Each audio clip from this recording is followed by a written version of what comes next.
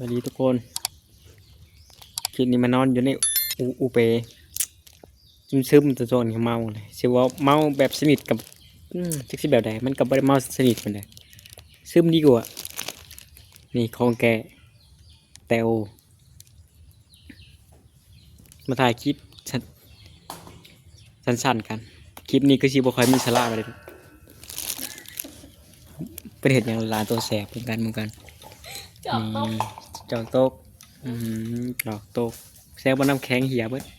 แม่นบ่ล่ะ เอาน้ำก้อนมาให้ใหม่ดิ ตั้งมาไปเจอกันใหม่คลิปวิดีโอหน้าทุกคนกดไลค์กดแชร์กดติดตามให้กันแฮ่เอาคุยกับกล้องหน่อย เฮ้สบายดีปีใหม่กันเนี่ย สวัสดีปีใหม่ ปียังปี2000ยัง